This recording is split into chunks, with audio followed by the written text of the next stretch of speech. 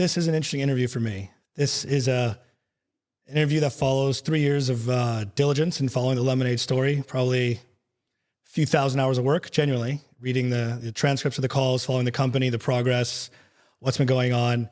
I mean, obviously, I think needless to say, as a long-term investor, it's always a little bit disappointing to see one of your holdings go down the way that it has. But I still think very much, and I've always said to people that I talk to about the Lemonade story, that it's one of those that's a decade or two longer sort of long-term investment. And so, this is a great opportunity, I think, just for an individual investor like myself to just ask a series of questions and hopefully take us through some of the narrative about the Lemonade story, about yourself, and also just go through some of those due diligence points that I've had on my mind for the better part of some of those years. So if we could just jump right in, would that be okay with you? Absolutely.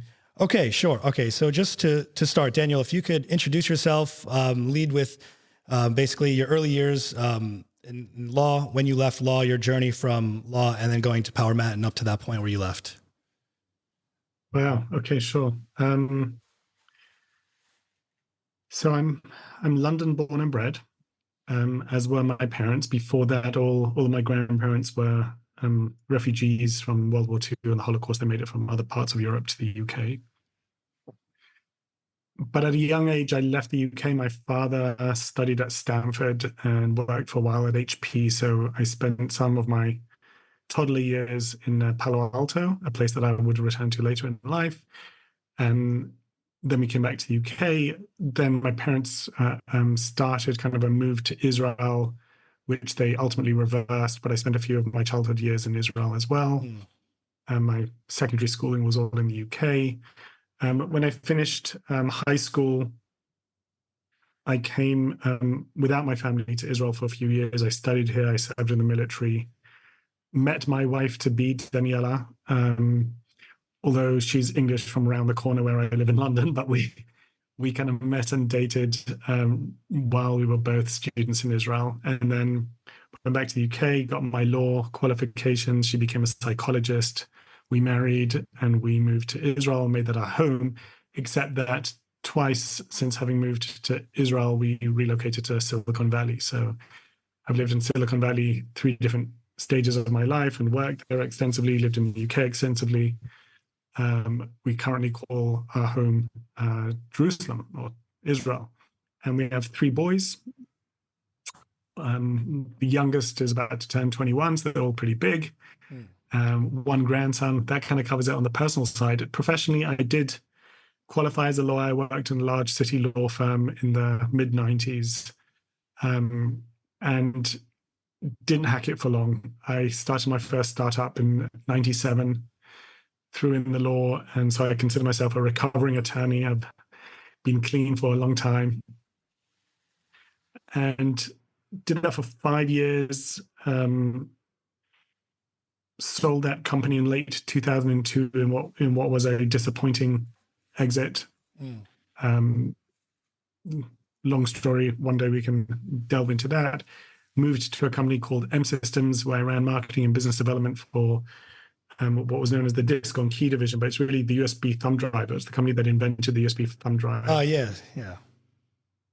Made most of the thumb drives in the world just under other people's brands. Eventually, my kind of one enduring contribution was a partnership with SanDisk, the large flash memory company in Silicon Valley, and that matured and eventually became an acquisition of M Systems by SanDisk. And then that was the second time that our family relocated to Silicon Valley. I became a senior vice president at SanDisk, ran what they then called the audio video unit, which really was the MP3 players. This at the time prior to the iPhone's emergence and when the iPod was the most exciting consumer electronics device out there. It was at the time, yeah. It was, yeah. And SanDisk, the business that I led there, became the second only to Apple, second largest manufacturer of MP3 players. It was larger than all the rest of the market combined, so outselling Microsoft and Samsung and Philips and everybody else. So that was a very exciting time. And because we were the number 2 player, we got courted a lot by the music industry, and I got to go to the Grammys and meet, the who's who of the music industry, which was entirely wasted on me. Will I find photos of you at the Grammys? Sorry to interrupt. Will I find photos of you somewhere in the I have background? the photos. I don't know if you'll Oh find the yeah, photos, okay. but they exist. Yeah, I'd like to see those sometime. Yeah, it Okay. was a wonderful experience. I wasn't presented with any awards, but I was in the crowd, and had a lot of one-on-one meetings with a lot of the who's who of the music industry. As I say, honestly, wasted on me, because that's not what entirely makes me tick. But it did make me appear cool to my kids Yeah, for I'm those sure. kind of critical years. So that was a huge boon. Um, I left SanDisk in late, I want to say around 2010. I forget the exact year, maybe 11. Hmm. Where I was recruited to help run a company called PowerMat, which was really pioneering the wireless power revolution. It was an exciting time, and by many measures was hugely successful in terms of getting it adopted as a technology. So now it's in pretty much every smartphone, built into every car. At the time, it was a bit of a pipe dream. And ultimately, after 4 or 5 years there, I left PowerMat to found Lemonade, which we'll dig into more. Yeah. So I guess that brings you roughly up to speed. Exactly. So that's perfectly segues. So then I think after you left PowerMat, you had sort of a journey where you went from Singularity University through Peter Diamandis, and then I think it was Michael Eisenberg and then Shai Wininger. Can you just give us a brief history of how those connections sort of happened? Sure. So I tend to be reasonably blinkered in the sense that when I'm doing what I'm doing, that's what I look at, and I have general interests, but I tend not to be particularly drawn to networking events or other stuff that are rather popular in a lot of the high tech industry. It's less my cup of tea. And what I found is once I left PowerMat and I was thinking of doing my next startup, I needed to zoom out. I had been kind of all in on that, and I really needed to gain some perspective or regain some perspective. And Singularity University was a great way of doing that. It's a 1 week intense sessions in Google's campus in Silicon Valley, and you get a lot of interesting people, Ray Kurzweil, Peter Diamandis, and among others, really talking about the emerging technologies, exponential technologies, how they may or may not impact the world. And I was hard at work at trying to think of what my next startup would be. I was actually fairly far down a path around medicine, using AI to transform diagnostics. And ultimately, I decided not to go down that path, not because I think it is without merit. I think medicine is going to look in a few years' time as different to what we are familiar with now as 17th century medicine looks to us. I do think that a revolution is coming there, but the competitive dynamics put me off. And while I was in this course, Peter was giving a talk. I don't remember what he was talking about. I don't remember what question he was asked, but I do remember that his answer was something like, at least he used the phrase peer-to-peer insurance. And I was primed looking for my next idea, and that set me down the path of, oh wow, maybe that's an interesting sector I hadn't really thought of. I had been going through a fairly structured analysis of sector after sector, looking for one where I thought my 20 years in high tech and the skills that I'd polished up on would be helpful, and insurance hadn't made my shortlist, and he kind of set me on that path. I came back, I developed a proto version of what Lemonade would be in my mind. You're quite right. I reached out to Michael Eisenberg. Michael's an old friend and one of the VCs whom I had taken investment from in the past, lost money for. We remained good friends. And Lessons learned. Okay. Judgments I really trust. And I sat down with him and I said, hey, what do you think of this thing? And I explained to him what I was then calling peer-to-peer insurance. And he thought it a good idea, and that helped kind of motivate me to keep going down this path. He also said, oh, here's a list of 5 people you have to meet with. Shai was on that list, and that's how our meeting came about. The kind of punchline of the story is that after I met Shai, we decided to go down this path, and Michael and his fund, Aleph, and others, Sequoia, had decided to fund the business, and we knew we were on our way. I reached out to Peter. We had a coffee in Peter Diamandis, that is, and we had a coffee in New York. And I said to him, hey, Peter, I wanted to meet you because that thing that you said in that conference or that speech I'm doing it. Mm. And he looks at me and says, oh, I meant something quite different. I was thinking about using gene sequencing in order to create cohorts for life insurance, which is really nothing like what Lemonade is Yeah, about. that's nothing like, So I'd like actually always wondered what that was. Sorry. Yeah, as I'd like to quit that Lemonade was one big misunderstanding, but that kind of gives you the way the things played out. And so you've talked about approaching insurance from a sort of like first principles perspective. Can you talk through like some of the thinking that went into those like first principles? Like what's the inherent problem that you saw at the time with insurance? And then, how does like Lemonade seek to sort of address that from a high level? One of the feedback points that we got fairly consistently in those very early days as we were meeting with VCs and as Shai and I were thinking these things through before we'd even fully determined that we're going to go this path, was, hey, you guys don't know anything about insurance. A fair point. Neither of us had done anything more than high school probability, and neither of us have had any more exposure to insurance than the average Joe just buying it. And what we did not do is try to really fill that gap. In other words, we did not try to quickly educate ourselves and get super smart and read up all about insurance. Not at those early stages. We were broadly aware that insurance is a huge market that is much despised and deeply distrusted. And we wanted to try and gain an understanding of how that could be done differently. And it is genuinely hard once you are immersed in something. It's genuinely hard to rethink the box in which you find yourself. And it is easier sometimes with all the paradox that this implies. It's easier sometimes to be quite ignorant and to think through things from scratch. And so in those early months, Shai and I took a WeWork style kind of room and a whiteboard and would meet and just chart out how we as consumers and we as tech entrepreneurs, how would we build insurance at the moment? But we didn't really know much about the laws or the practices or how insurance companies are structured. And we still have those sketches that we drew out on that board, and Lemonade today has developed a fair amount since, but some of the basics of it remain the case. A lot of our time at that stage was trying to understand a lot of the game theory and behavioral economics facets here. It is really interesting how much people distrust insurance companies. Insurance companies actually pay claims more reliably than they are assumed to pay claims, which is interesting. There is a deep-seated and long-established, I found this dating back all the way to the 1300s, people talking about how insurance companies are very good at taking your premiums, but very bad at paying you when the claim comes due. So this is hundreds of years of humanity, really. By the way, the 13th century is when the modern insurance company was born. So since its inception, people have been having the same mantra, which is they take your money, but they don't give it back when it's due. If you look in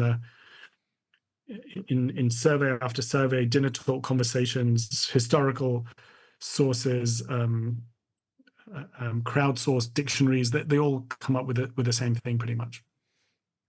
So that fascinated us, an industry that in one telling is a social good, which is to say, in its kind of proto form, it's about a community of people pooling resources to help their weakest members in their hour of need, which is almost the definition of a charity. And yet the perception couldn't be further away from that if you tried. And coming from a consumer-centric innovation perspective, we really wanted to try and get to the root of that, understand why that was, and think about ways in which we could make it seamless, deal with kind of the paperwork perspective of this, the notion of things being dragged out. And a lot of that was rooted also in conflicts of interest that plague the industry. And we worked with game theorists and behavioral economists to try and map that out and try and build Lemonade in a way that would avoid a lot of those pitfalls. Mm. And that brings you to the Giveback model. And so how does the idea of the Giveback model come about? That's right. There's two or three things to say here. One is that just the way it works. So we cap our gross margins at 25%. for products that we underwrite. When we don't underwrite, we don't have the conflicts of interest. But it's when you underwrite a product yourself that you make an underwriting profit, and you are tempted.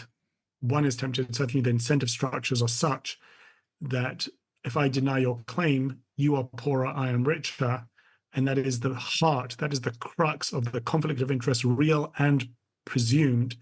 And that then in your mind tells you, oh, I've got to embellish my claim because otherwise I won't get what's due. And you manage to lie and be fraudulent without feeling like you're doing anything wrong. And in other aspects of your life, you'd be a well-behaved, law-abiding citizen. But here, because there is the perception of an imbalance, you feel righteous about doing things that otherwise you wouldn't do. I then suspect you of the same, and I therefore treat you as the criminal that you sometimes are. And this tit for tat really creates a lot of distrust within the insurance industry and costs a lot of money, costs in terms of fraud, costs in terms of fraud mitigation, costs in terms of churn and lack of brand affiliation. There are loads of ways in which this really causes massive harm to the industry at large and to the consumers specifically. So what we did was we said, okay, it's those few percentage points that I can glean by being, less than righteous with your claim that are poisoning the well, that are pitting me against you. It's that little bit that we're fighting over. How about if we just said we're not going to fight over that? We're going to cap our maximal returns at 25% gross margin. And therefore, if we make more than that, we will set aside any money in excess of that in order to go to a charity of your choosing, and that will change the game in some pretty profound ways. If insurance today is a conflicted two-party game where you and I are pitted against each other, by introducing a non-profit of your choosing into the room, a few things happen. One is my incentive to screw you over is much depleted. And it might be coming down even to the point where rather than trying to delay or deny your claim, I actually get richer by paying it super fast. And I'd rather get the lower cost of administration of the claim, which I get if I pay a claim super fast, and the NPS benefits, and by extension, retention and lower CAC. All of that can accrue if I treat you well. So as soon as I don't have that much on this side and I have more on this side, then can I tilt the balance in order to create the kind of structure that would allow us to be aligned for my behavior? And does it change your behavior? Do you suddenly feel less likely to want to embellish or lie or overclaim if you know that you're not sticking it to the man, you're not sticking it to the nameless, faceless behemoth with whom you feel a conflicted relationship, but rather you're hurting a charity that you designated as near and dear to your heart? Now, none of that is going to deal with hardened criminals. Fraud is going to be fraud. But the overwhelming majority of fraud in insurance is not from hardened criminals with whom we have to deal, but is with people who are basically upstanding citizens, but who feel that the deck is stacked against them, and that creates that bad dynamic that spirals onwards and downwards in the way that I tried to outline earlier. And that's where you guys sort of applied a lot of the behavioral economics into the framework of the business itself. Is that right? 100%. Yep. So then you've got the sort of whiteboard session. You've got the idea of Lemonade. When you go out to like raise money, what's the sort of grand vision of Lemonade that you're painting for investors who are thinking about this as like a 5, 10, maybe multi-decade journey? It was really that we've discovered 11% of GDP that has remained untouched in 100 years. Insurance is seen as bland, and nobody takes much interest in it. There was also the perception that it's inscrutable and nobody really knows what's going on there, and you have to be Warren Buffett to understand insurance. It had some mystery around it, to the extent that people gave it any thought at all. Actuaries and regulation and all different kind of big words that sound scary. But suddenly I think investors, much like Shai and myself, were a little startled to discover this stunningly huge part of the economy that is still run basically the same way that it was 100 years ago, possibly even 200 years ago, has made some changes at the edges, but whereas we've seen sector after sector of the economy become disrupted in some form or fashion through the digital revolution. They really seem to have survived all the revolutions since the scientific revolution without any change. And the idea that this is kind of 100% household penetration product, as I say, something like 11% of GDP, which is, so it's huge. At the same time, it's deeply distrusted and unloved. So something's broken about it. And it's unchanged, and therefore bringing all that we've learned from computer sciences and social sciences to the front. would, Interesting timing there. Yeah, well, let me turn that off. No, does that happen on a keyword? I think it was my hand movement that. Oh, that's interesting. Zoom, okay. Yeah. Let me see that. Yeah. Anyway, sorry, didn't mean to be playful about that. The fact that you have this kind of huge, unloved and unchanged sector lit up everybody at the VC as much as it did for us. The big question was, as I said earlier, well, yeah, great, but you guys don't know insurance, and we had to contend with that. But the idea that there is a huge pot of gold to be had here was one that I think landed on on venture capitalists much as it did on us pretty powerfully. And so when you guys are, you're about to launch a company, I think, I recall you saying in an interview, you were invited by the UK government to launch in the UK as well. Is it right that you were invited to 10 Downing Street to go and meet with them and sort of talk about Lemonade before you ultimately landed in New York? Yes, it is right.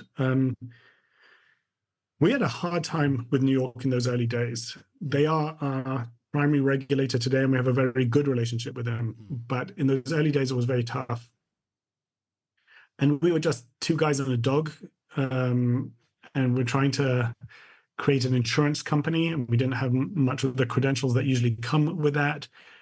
And we took a very, I think it'd be charitable to say, bold move. I was saying we're going to start in New York City, which is regarded as perhaps the toughest regulator in the world. And we applied there for a license. The thinking was, if we can make it there, we can make it anywhere. I think in retrospect, that played out, but it was a very dangerous move that in retrospect, I'm not sure was smart. Even though the bet played off, I'm not sure that it was the right risk to take, or that we understood it fully. At any rate, in those early days, we were based out of a WeWork on 85 Broad Street, which is literally a stone's throw from the regulators, the Department of Financial Services, the DFS, which is the New York regulator. You can see them from the window. They're just 2 roads over.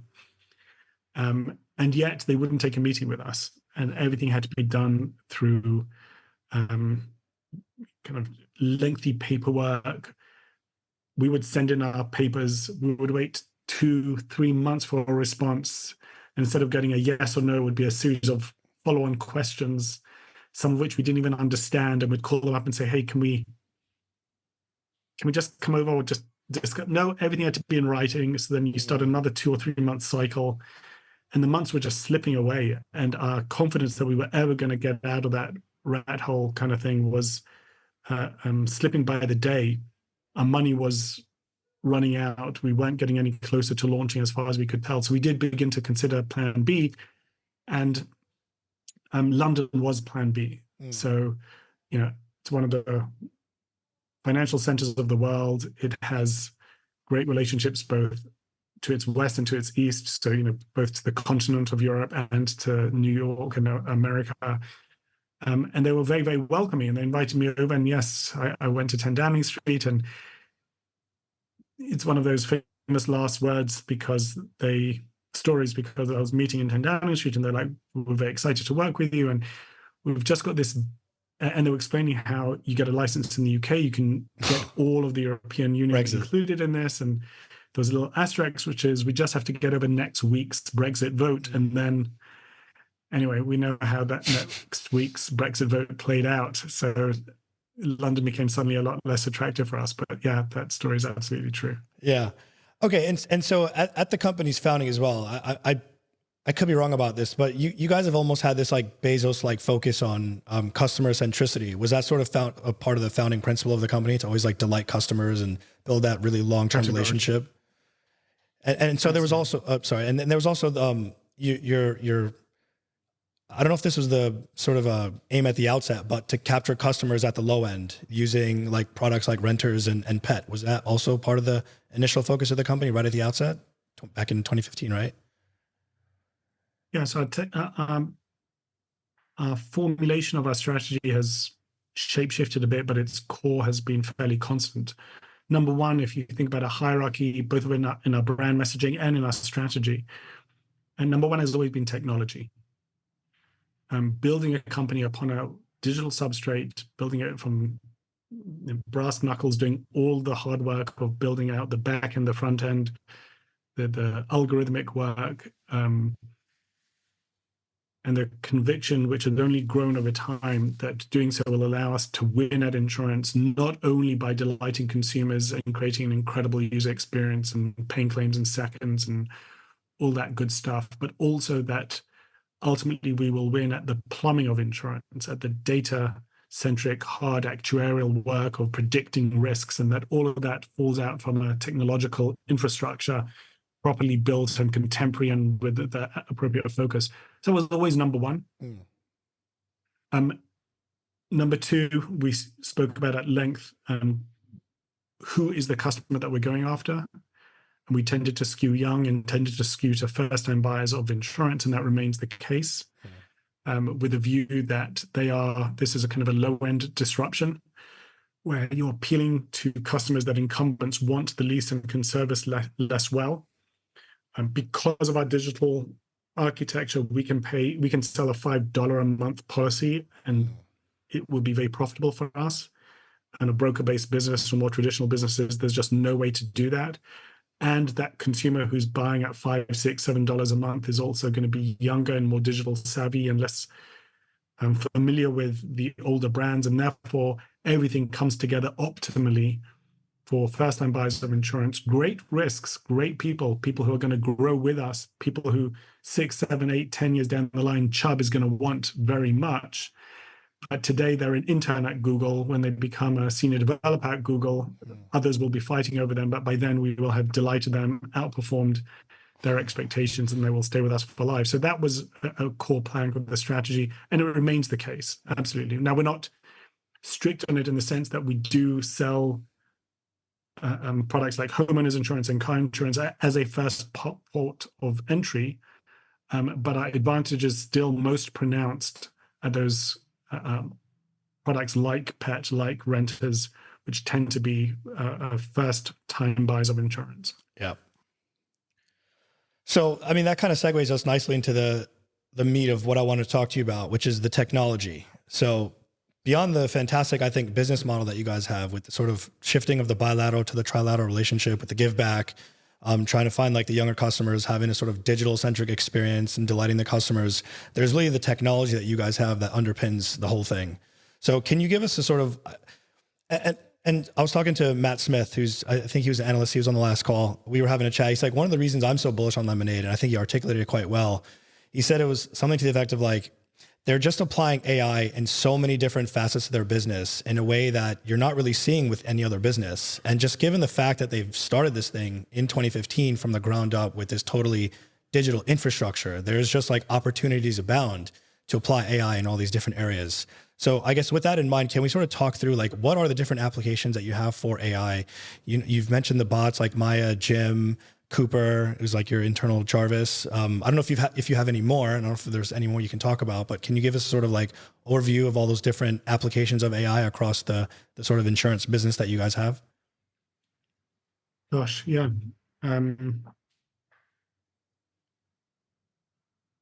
So consumers or people who take an interest can easily get a sense of what it's like as a consumer to buy insurance on Lemonade, and you chat to this bot, Maya. Maya, by the way, is a real person. She was part of our founding team. She's a chief business officer. But the bot is obviously a kind of an alter ego. But the photo in the app is her real photo. And Jim was our first chief claims officer, Jim Hagman, and he was a real person, and that's his alter ego. Or he's still a real person. That's his alter ego as well. So that's how it came about.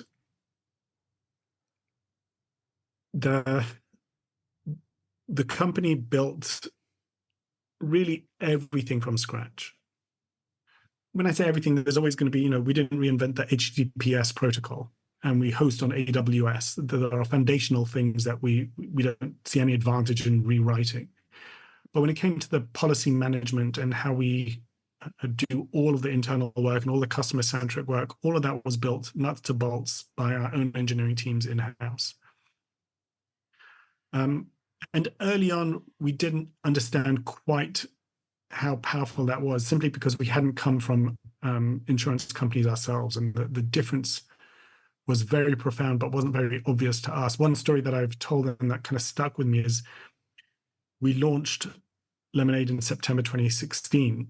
That was our first sales. We were in New York City. We just launched, and John Peters, who had just that week signed on to become our chief underwriting officer. He was the chief underwriting officer at Liberty Mutual, and he joined us. He still is.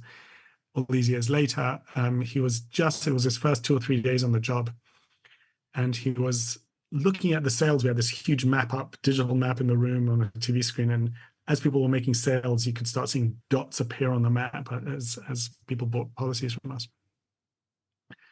And he started seeing a concentration of risks around, I don't know, New Jersey or somewhere. I forget. I think it was some coastal region that he felt uncomfortable with.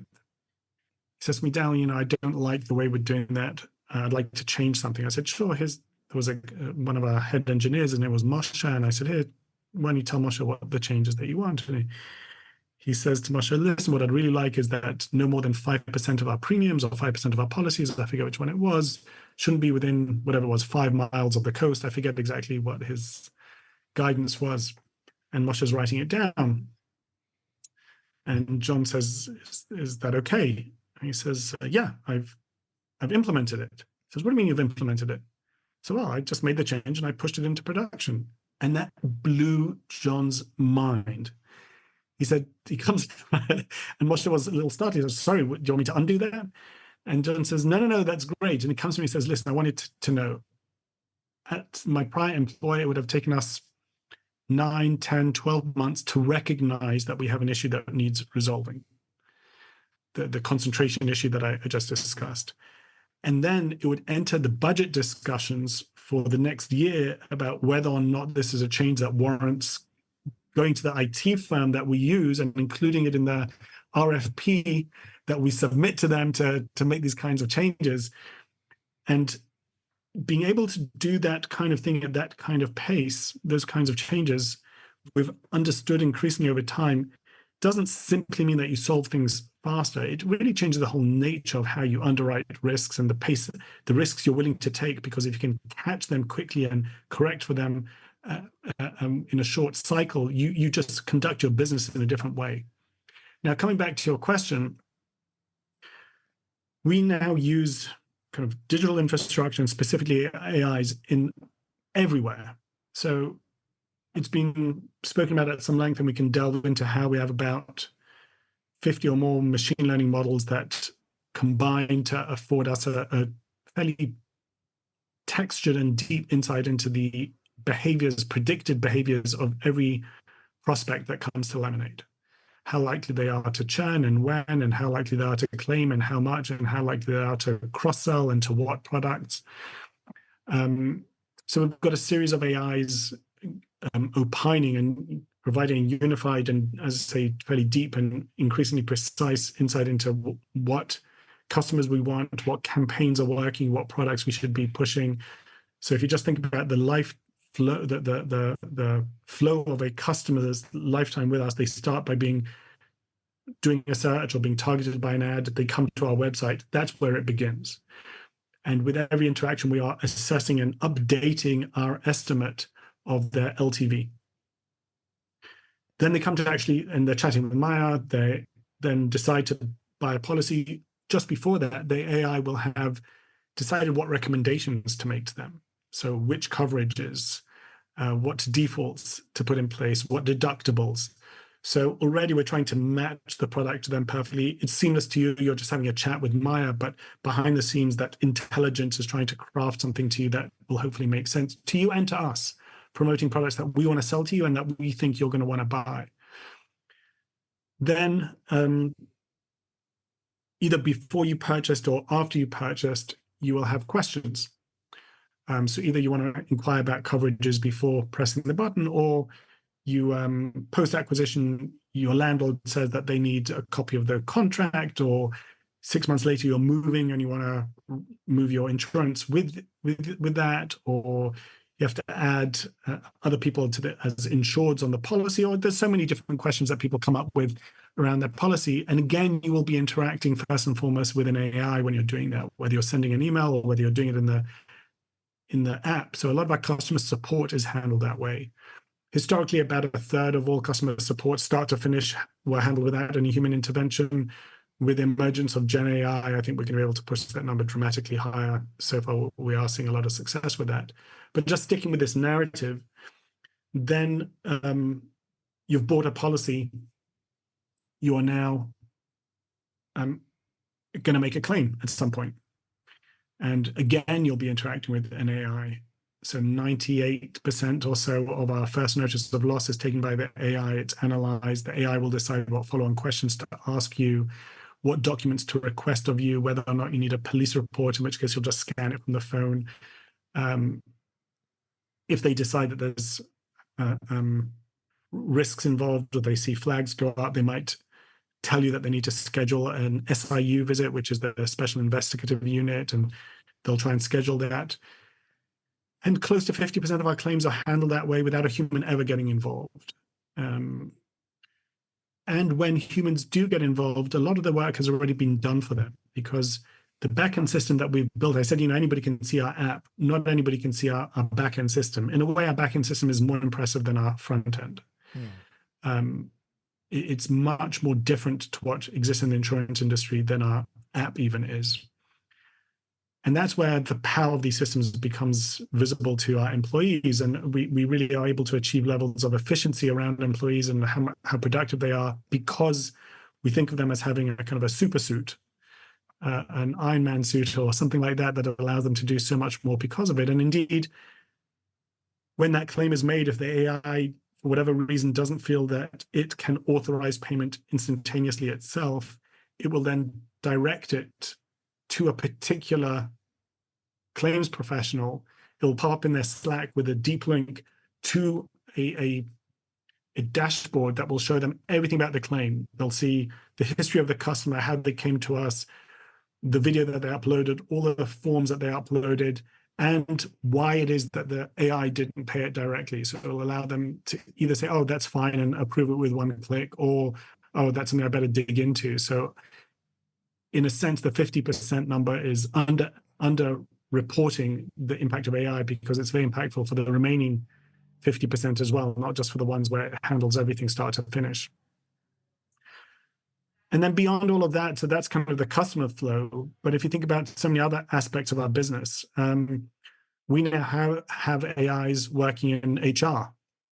When I have to write a review, the AI will have along the way pinged me episodically and asked me to add comments in real time about different of my direct reports.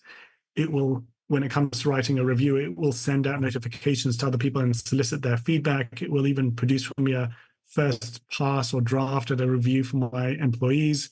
So we're using a lot of AIs to expedite and make richer HR and review processes. We use it extensively in our marketing campaign, and a large majority of our dollar allocation is made in reliance on our AIs and the LTV modeling work that we discussed earlier. And really one facet of our business after another. It would be hard, of course, Copilot is used by our engineering staff. I think it'd be hard pressed to find a meaningful domain where we don't use AI. Finally, I'd just say that we're using have been using a great deal of machine learning in pricing. So trying to get ever more precise in our pricing, break up monolithic groups, be able to see the nuances that the human eye would miss, but that large data sets can reveal. And wherever regulators allow us, and there have been ones that have, we've filed in Texas and other places, models that rely on machine learning and in fact make real-time calls to our machine learning models, our black box, in order to create prices in real time, and we're using that increasingly as well. Which isn't to say anything about the kind of computer vision that we use in order to assess risks and quality of homes and the quality of roofs and so many other places as well. And so I think from a customer perspective, I think it was about 3 years ago, Tim Bixby did a conversation with Dave Lee. In that conversation, they talked about there was something to the tune of 1,700 data points that were being collected along the sort of customer lifecycle journey through an insurance flow, I guess. Is that still about the same? Has it increased? Like what sort of areas you're looking at for expanding that sort of data, the data sets that you're collecting? Yeah, I haven't checked back in on that number. I don't see why it would have changed. It's really about the kind of digital breadcrumbs that we as consumers leave behind when we interact with websites or with apps. We do enrich that with many other data sets that we acquire elsewhere. But in terms of the breadcrumbs that the consumer left behind, as I say, I haven't validated what I'm about to say, but I imagine it's much the same. Okay.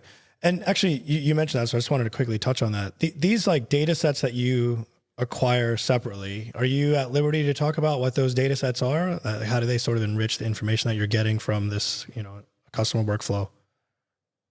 Sure. And those are important, but in some senses unremarkable, because that's not where our competitive advantage lies. Any insurance company can buy these kind of data sets, but we'll have vendors that will tell us about prospective customers' criminal records. We will have weather patterns, historical and predicted weather patterns that we procure. In some cases, some products in some regions will check credit scores. We're not a keeper of credit scores, so that will be a third-party call that we will make. We'll want to know about neighborhood crime levels and such like. We try to ask you as few questions about maintenance of your property as possible by using as many publicly available data sets about the upkeep and when the home was last renovated and what year the roof was built and anything like that we can glean from available data. We will use that rather than bugging you with a question. So part of the effort to streamline that process is not to ask you questions that we don't have to ask you. So it's really a wide array of data points that are pertinent to underwriting and pricing. Okay, fair enough. So I guess with all the data that you are collecting about people, though, through their interactions with the app, and then I'm not really sure exactly what other data you're collecting, but in my mind, what I imagine is that what you guys are doing is sort of building almost like character profiles. Like, who is this person that I'm insuring? What is the level of risk that is associated with their behaviors, let's call it? Are you able to glean a lot of that from people's smartphones, or like how does it sort of work? What are the, if it is in fact that you guys are sort of building character profiles about people, I don't know if I'm mischaracterizing this, but how do you guys build those out, and how do you use those to sort of then like do pricing for individuals? Can you talk to that? A little bit, and it varies from state to state, and sometimes it's something that we can use in pricing, sometimes it's not. It certainly can help us figure out if you're a customer that we want to target or work hard on retaining or not. And so there's more to life than just pricing, but do we work hard at upselling you other products or not? So there's a lot. The better we know our customers, the better it is broadly. I don't think about it as profiles. We don't have a data set or database where we keep profiles on our customers. But we do find that there is a lot of signal in all the noise. One of the analogies that I sometimes use is, I'm going to get this wrong, but you'll get the point. I remember reading something about genetics, and the point was made that height is genetically determined, at least in part. Diet and other things matter as well, but it's partially genetically determined. Yet there's no one gene that determines height. If I remember correctly, there's something like 100,000 genes that impact on height, and the way they all interplay will determine ultimately your height. And I find that interesting because there are some conditions, the color of your eyes, you don't need so many genes to determine. That's determined by, I think, one gene, and yet your height is determined by so many others. And the analogy here is about different kinds of risks. So certainly a criminal record or prior claims are very strong signals for certain risk factors, no question. And those are relatively crude and relatively available to everybody. But if you have big enough data, like a gene sequencing provides to you, you can start seeing things that you'd miss because they're not a single point. They are multivariate. You need to see a lot of different things in order to tie them together. And ultimately, they are highly predictive. Height is, as I say, highly genetically mediated, and yet you have to have a huge amount of data in order to be able to stitch them all together in order to make a determination about how high somebody is likely to be. So I'll give you, without discussing specifics of what we do, let me give you 2 or 3 kind of metaphors or analogs that I think are helpful as you conceive of this. We are emitting signals the whole time. You sit with somebody for 2 minutes, you'll have a sense of them.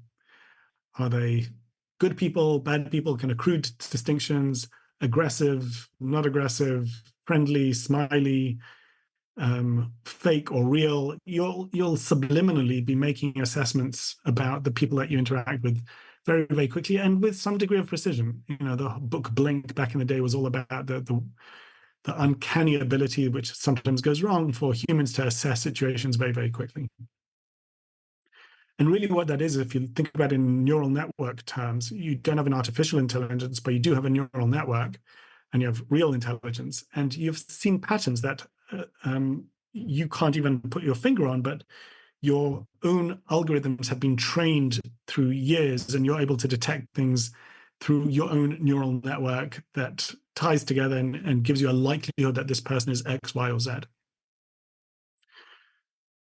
Think about that in an insurance perspective. If you come into your insurance broker and you're sitting in front of her and she's asking you the 20 or 30 data points that she needs in order to get you a quote for homeowners insurance, she will get at the end of that, her system will get at the end of that 20 or 30 data points. But you will have emitted hundreds of data points that will have just been left in the ether. When she was explaining to you the coverage, were you paying attention or were you looking at your WhatsApp? And might that be predictive of what kind of risk you represent? Are you a responsible human being or not? Did you ask intelligent questions or dumb questions or no questions? When she gave you a piece of paper to sign, did you read it before you signing, or did you sign it immediately? It seems likely to me, and I've not validated this, that each of those things would add a modicum of valuable insight into what kind of risk you represent, because risk tends to be a generalized condition in humanity. People who are responsible tend to be responsible in many ways. They tend to clear the gutters before rainfall, and they lock the door, and they turn on the alarm, and they drive carefully. And being a responsible human being is, as I say, generalized, and vice versa.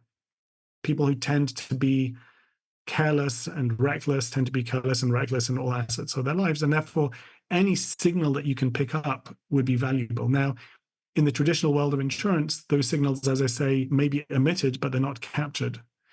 And all that's captured is the date that the roof was repaired, your address, and you know the data points that you have to fill out for State Farm or Allstate or whomever it is. With your interactions with Maya, each of those breadcrumbs is captured. And they turn out to be indeed predictive. That one I can say with greater confidence, that how you interact with Maya tells us something. It tells us something about the risk you represent and how you approach things like the questions you ask, the deductible you select, the way and frequency and speed with which you interact, et cetera, et cetera. All of these do matter. You can imagine, this is another example I've given in the past. And again, I'm using this because I have not validated this. So I'm intentionally staying clear of the things that I know to be true.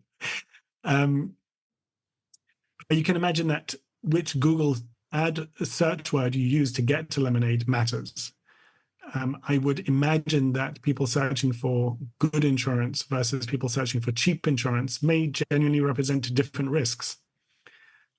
So I think the team knows the answer to that. I don't, which is why I'm kind of affording it. But I hope all of this gives you a sense of the kinds of ways in which data that we all emit knowingly. There's nothing surreptitious. We're not scanning your phone. We're not looking at your other apps.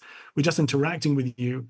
But as opposed to humans who just can't capture the signals that you're emitting, a digital interaction can. And so I'm not sure if this is the right question for you, but are you almost surprised that there aren't more insurers trying to do this sort of digital substrate approach that you guys are following? Because there are other insurtechs in the industry, like your Roots, Oscars, I think Hippo, and a few others, right? But they're all either like monoline or they're not doing this sort of full, digital infrastructure kind of build from the ground up. I mean, I don't know if I'm totally right about that, but what's your sort of take on why there aren't more Lemonades? Yeah, I have been surprised.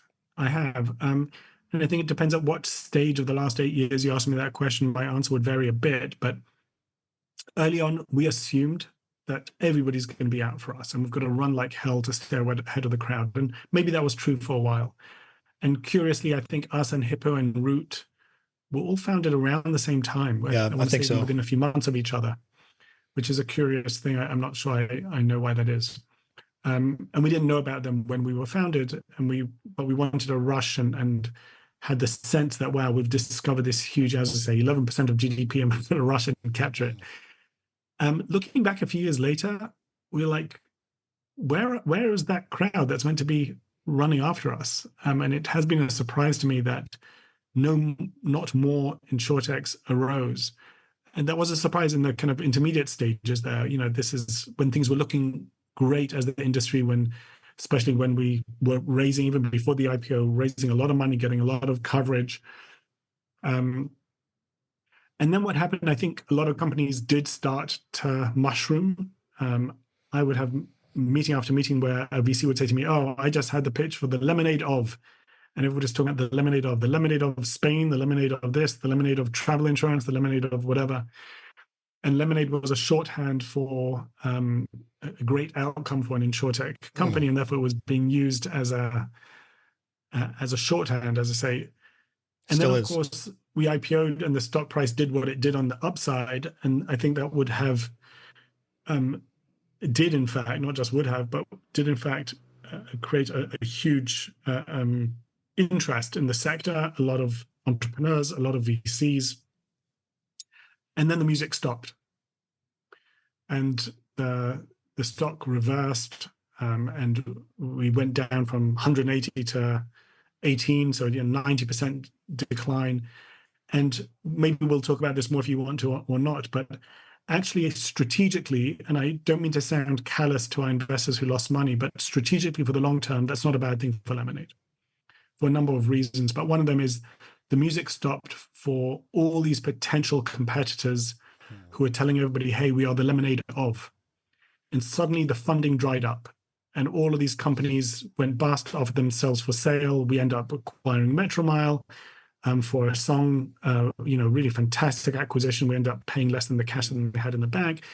And suddenly the dynamic changed pretty dramatically. And Lemonade turned from being this wonderful thing to emulate to a cautionary tale.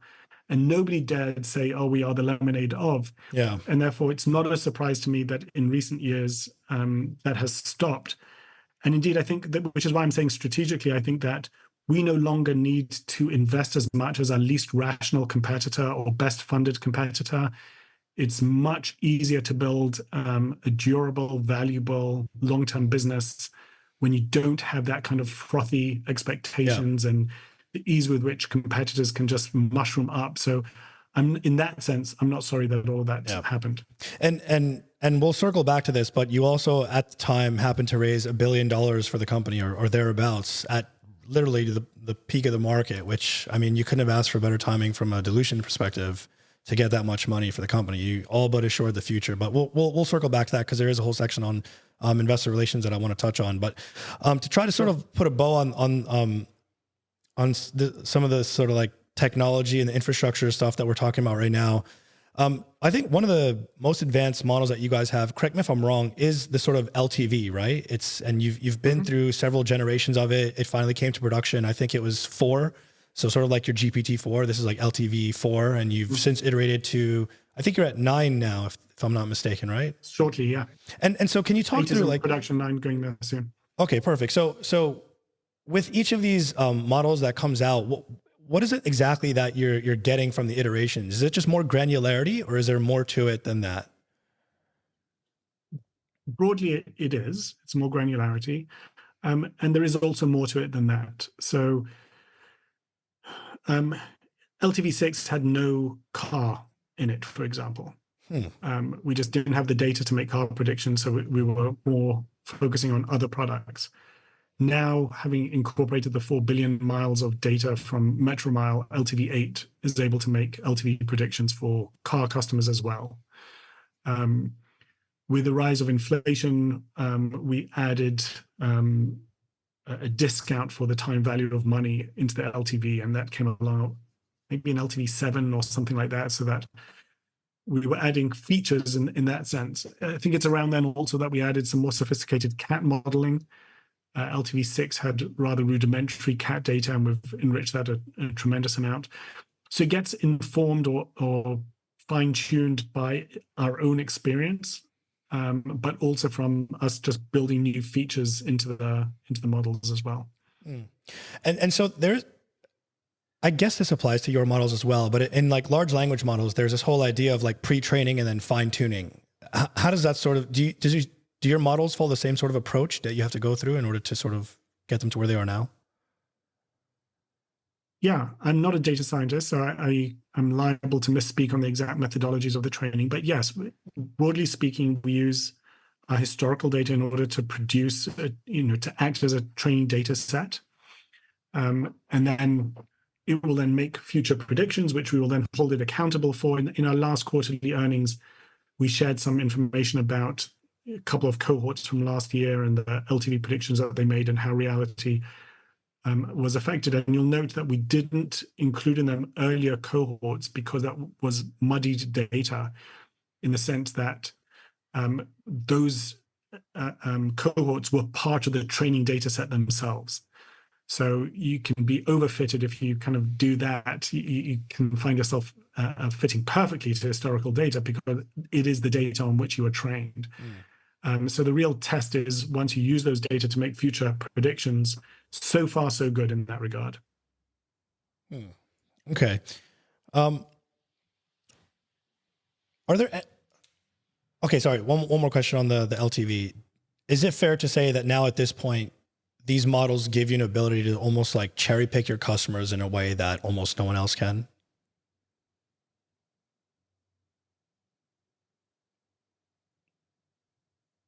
I think in as far as that statement goes, it's correct. The reason you're hearing me kind of being a little bit hesitant is cherry picking has a rather negative connotation. There are rules about, so I'll put it this way. We absolutely target our marketing efforts in a way that is optimized by these models. Categorically, yes. Under the regulatory environments in which we work, customers who come in all have to be treated equally. So the rules under which we can decline somebody's insurance are set and are not changed by LTV models, which is why I'm just a little bit cautious of accepting your statement exactly as Fair it enough. is. But yes, to the best of my knowledge, there is not another insurance company in the world that has anything akin to what we've just been discussing. That's really good to hear. I'm just curious actually on a few things, and this is not just for LTV, but this is across like the many AI applications that you guys are building out within the organization. Are there any perceived advantages that you thought you'd end up having that turned out not to be the case? And then on the flip side of that, were there any weaknesses that you thought you might have that turned out to be strengths?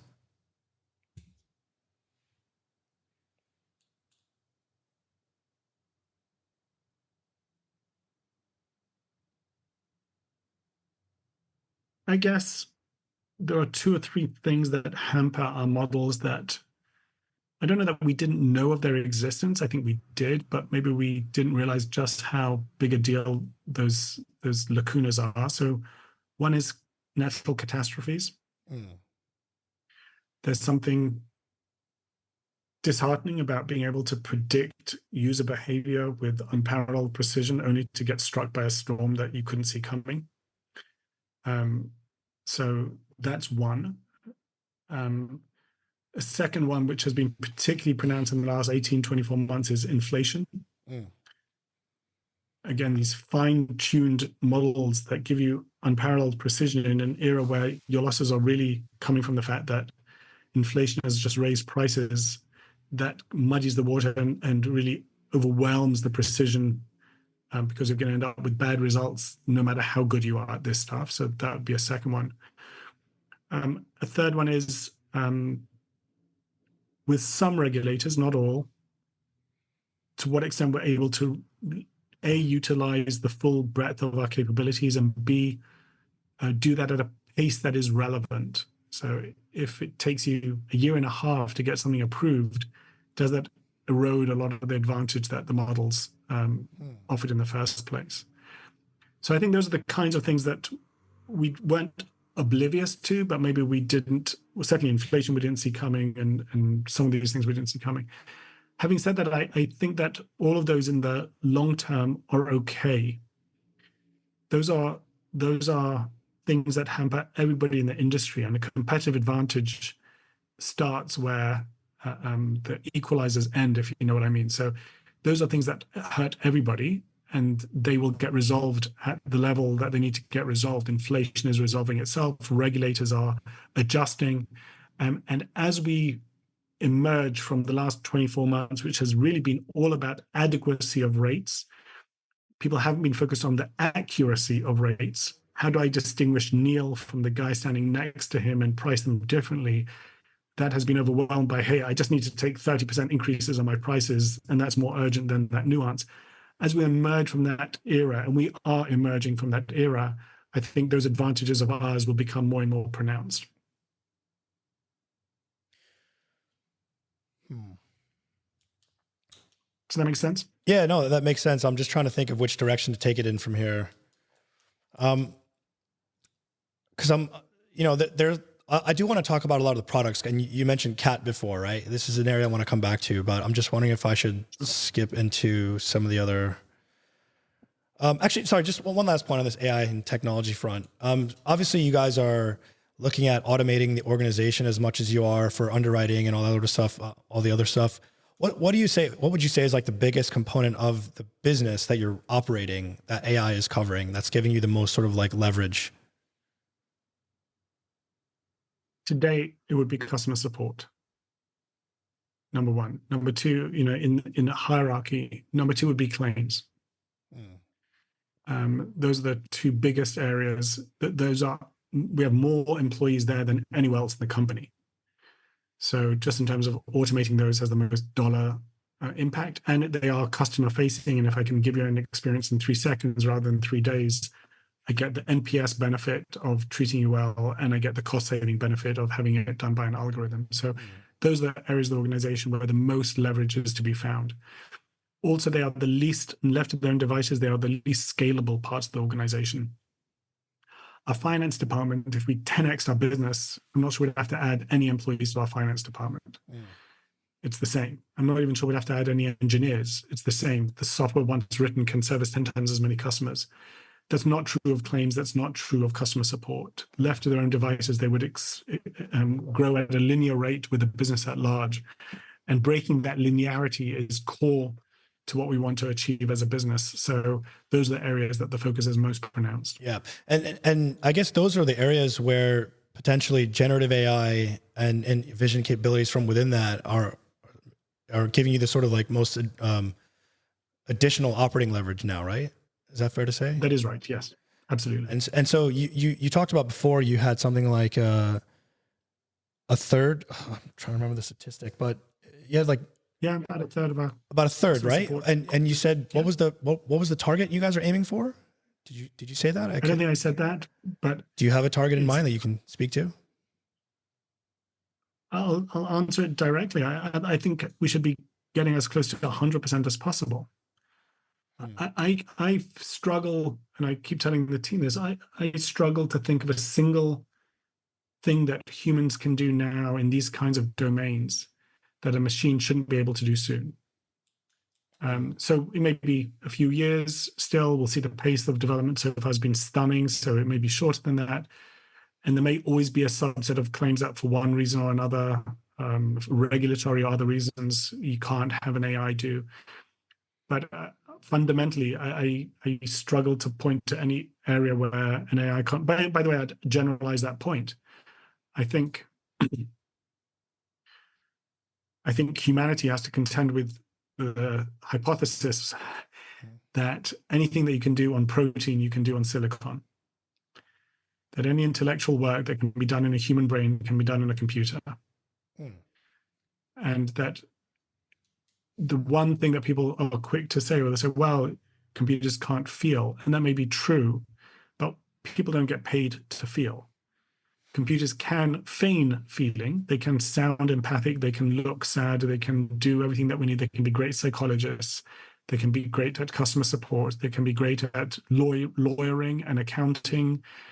And as I say, we'll be hard pressed to find any single area of human work other than the physical one, paradoxically. I think we'll have AIs do our legal work sooner than they'll cut our hair or serve us a coffee. But I do think that humanity as a whole has to contend with some pretty stunning changes that are going to come in the coming years. And we as concerned citizens, as parents who want to imbue our children with capabilities that somehow are going to withstand this, are going to be hard pressed to do that. I think there's a lot of change coming. So this goes to, I think it was one of your blog posts you and Shai did about the rise of the autonomous organizations. You're sort of, that is the long-term vision, right? It's let's just make this whole thing AI ultimately, right? Yeah, I think Lemonade, I am concerned for humanity. I'm not concerned for Lemonade. I'm concerned as a parent, but not as a CEO. I think that Lemonade is built for this moment. The beauty of being built on AI, even before it was fashionable to throw those words around, is that as the AI's capabilities grow, we grow with it, and our advantage becomes more and more and more pronounced. So I do think that this is wonderful for us. The culture has a voracious appetite for these capabilities. I can imagine in more established players, there'd be a lot of resistance. In Lemonade, there isn't. This causes excitement and engagement and rapid adoption of these capabilities. So I think it's very, very, very good news for Lemonade in the medium term, even as I say, I share concerns for humanity at large. Yeah. And so you famously said a number of times, you don't play Kasparov at chess and expect to beat him. And you're not going to expect to, beat insurers at their own games. So you guys have started from scratch. You've followed this first principles approach. You've built out this great technology infrastructure and everything. Would you say that you've become an order of magnitude better than a typical insurer, and it's just now about getting to that scale and, onboarding new customers, and basically everything's ready, right? Would you say that's a fair statement?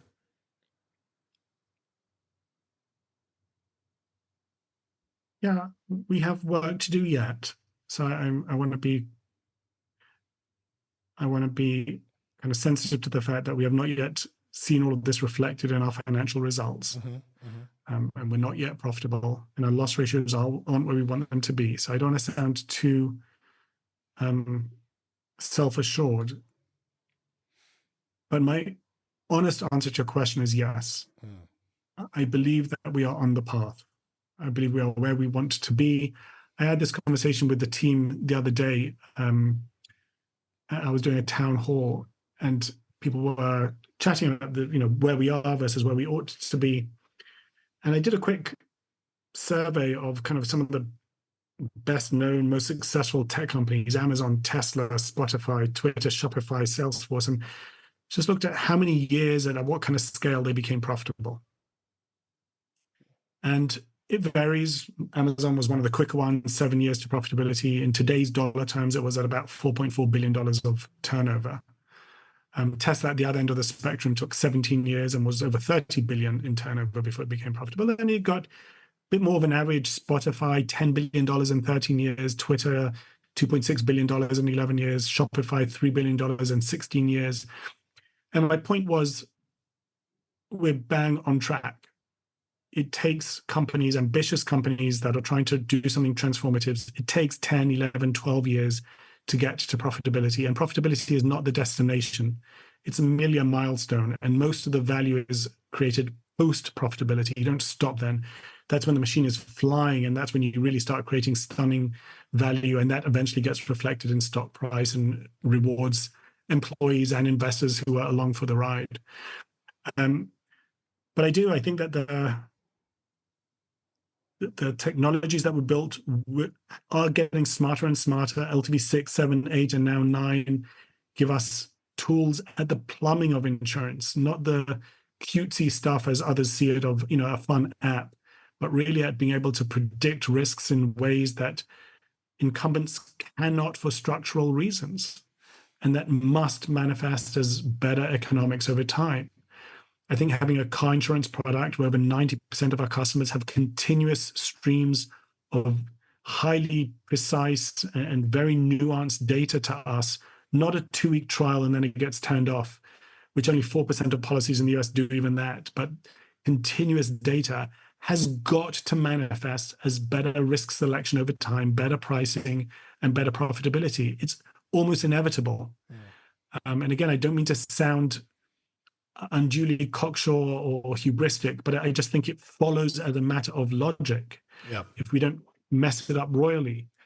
The idea that we can automate back-end stuff that annoys customers when it's done manually and costs a fortune has got to manifest as the best expense ratio out there at scale. We need a bigger denominator because we can 10x our business and 10x it again and barely move our expense ratio and our expense load.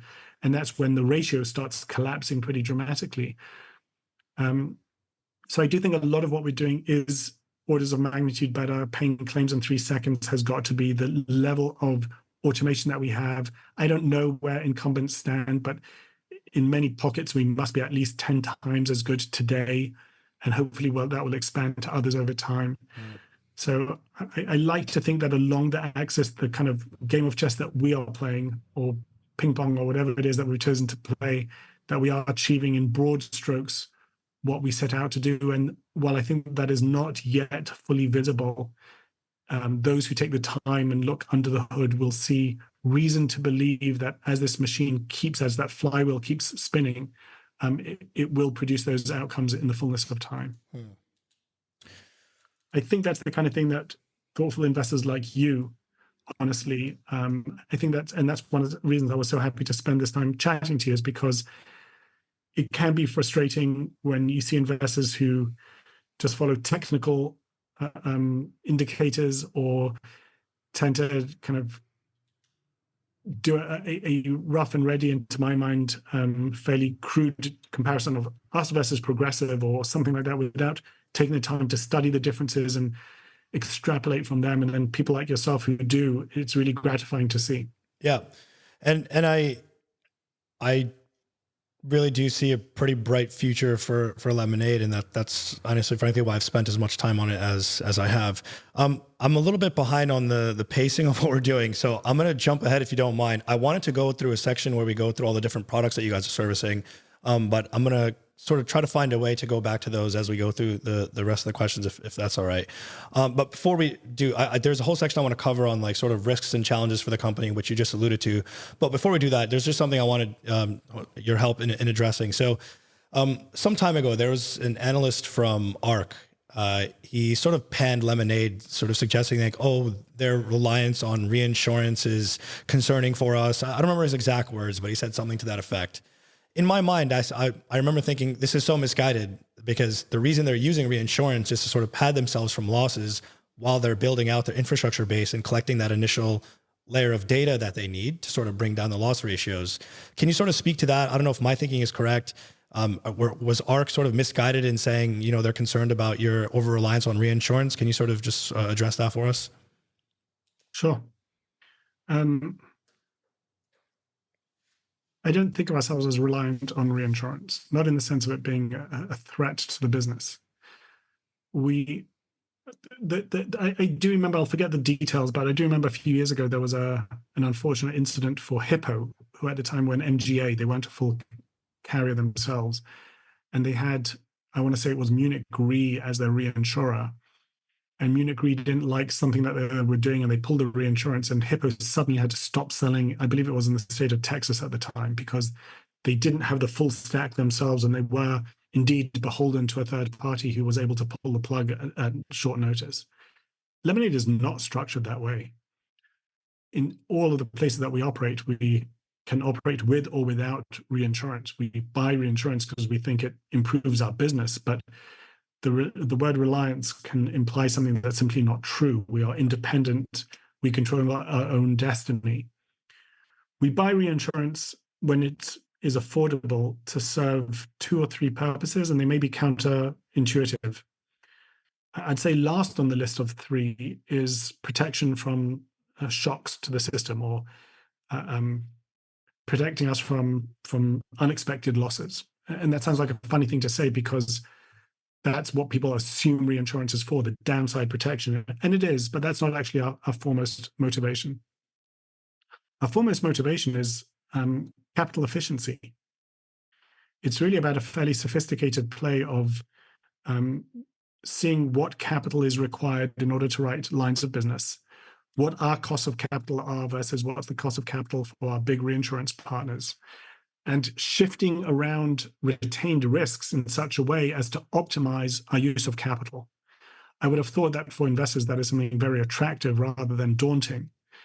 And that we've used it, I think, rather judiciously in order to be able to make all of our dollars go much further without it affecting our autonomy, without it affecting our ability to service customers, while retaining our own integrated plan. So this is really about financial engineering in the most positive sense of the term, of allocating our capital effectively. And that is goal number 1. Goal number 2 is about reducing volatility.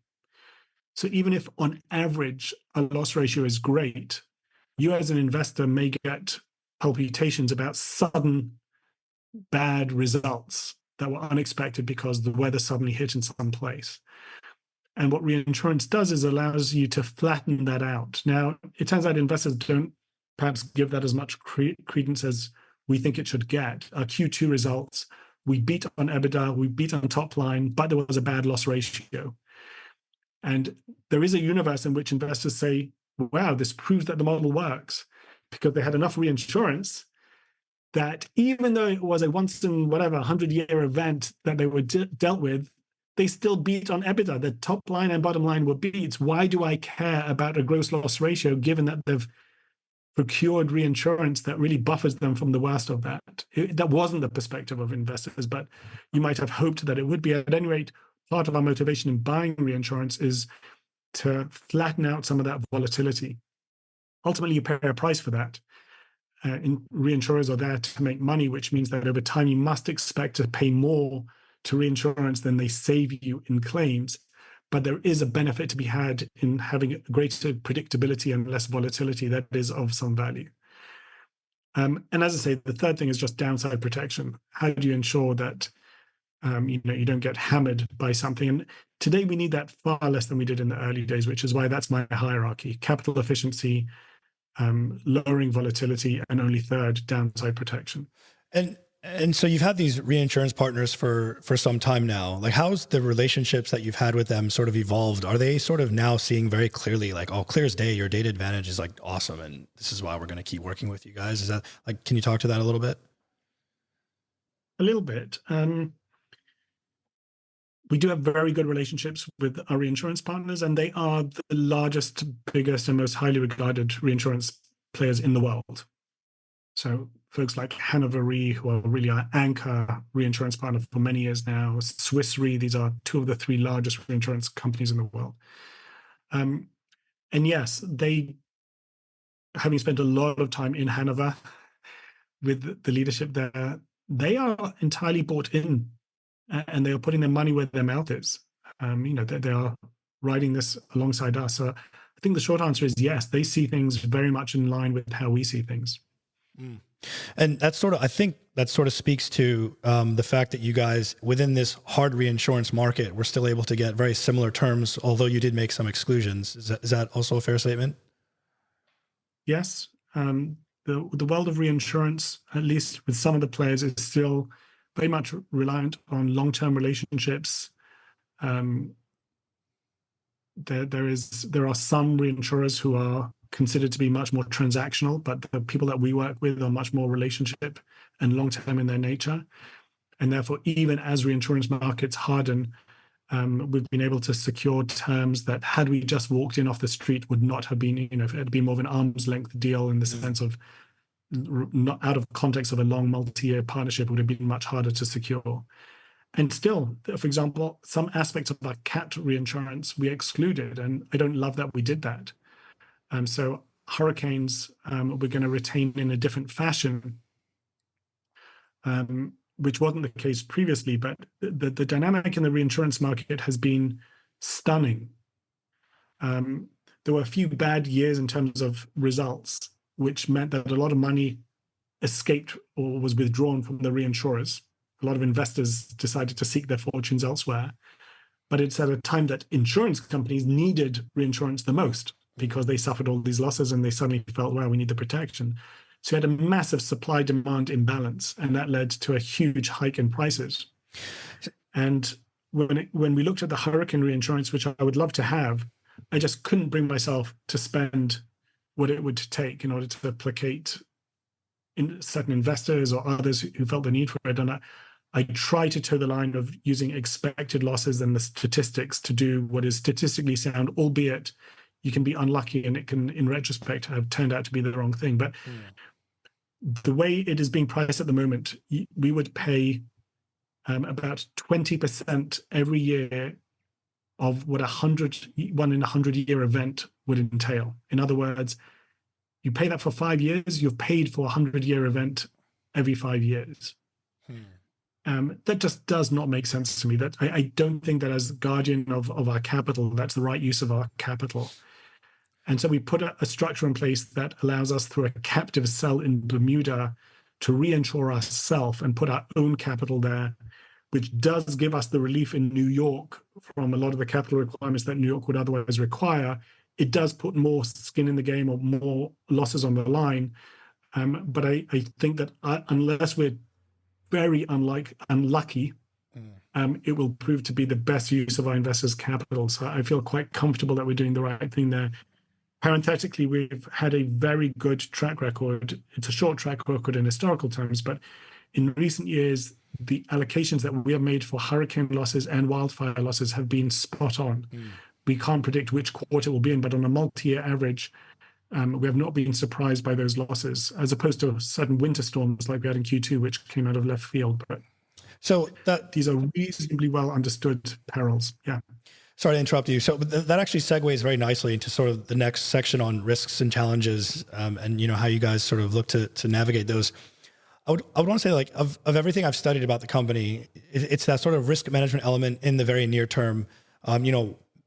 And maybe you could speak to this, but while Lemonade potentially doesn't have that significant diversification of its book, given that you do have this sort of exposure to named hurricanes, let's say there's like a series of disasters, and you don't have the reinsurance for it.